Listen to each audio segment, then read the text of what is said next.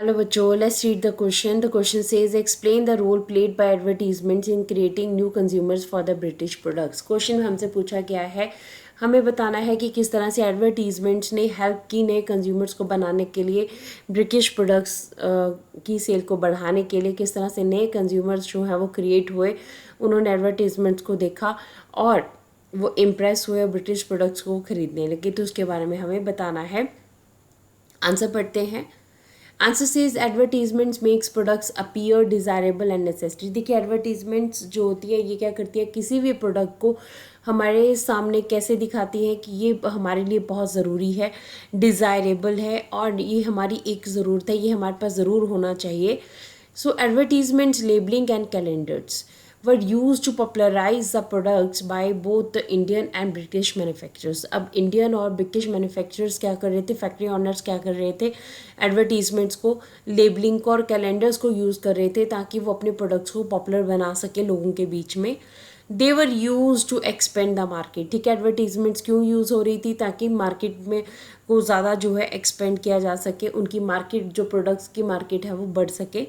They try to shape the minds of people and create new needs in them. देखिए, अब advertisements क्या करती थी, लोगों के सामने जब एडवर्टीजमेंट्स पेश होती थी किसी भी रूप में, चाहे वो आपके पास एडवर्टीजमेंट है, लेबलिंग है या कैलेंडर के रूप में है, तो वो क्या करती थी, लोगों की जो सोच है उसको चेंज करती थी, एक नया जो है उनका माइंड बनाती थी कि वो चीज़ जो उनके सामने है, जिसकी एडवर्टीजमेंट वो देख रहे हैं, वो उनके पास होनी चाहिए।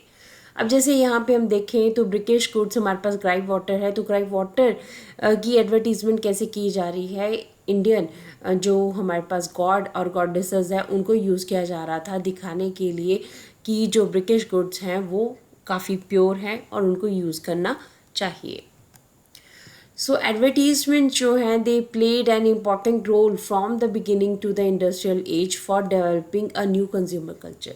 ठीक है, अब इंडिया में क्या था, ब्रिटिश गुड्स की डिमांड को बढ़ाने के लिए एडवर्टीजमेंट का जो रोल था वो स्टार्टिंग से था। जब इंडस्ट्री जो है इंडिया में इस्टेब्लिश हुई और जैसे जैसे धीरे धीरे जो है इंडस्ट्री डेवलप होना शुरू हुई, वैसे वैसे कंज्यूमर कल्चर भी जो है बढ़ने लगा, उपभोक्ता जो है ज़्यादा आने लगे एडवर्टीजमेंट्स को देख देख कर।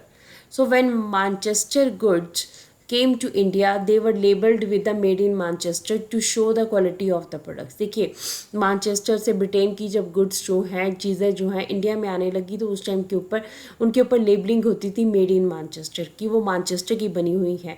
अब लेबलिंग क्या शो करता था, क्वालिटी, उस चीज़ की क्वालिटी जो है बहुत अच्छी है। तो इस तरह से ज़्यादा कंज्यूमर्स को जो अपनी तरफ अट्रैक्ट किया जाता था ताकि लोग जो है अट्रैक्ट हों और वो चीज़ों को ख़रीदें, ज़्यादा से ज़्यादा कंज्यूमर बनाए जा सकें।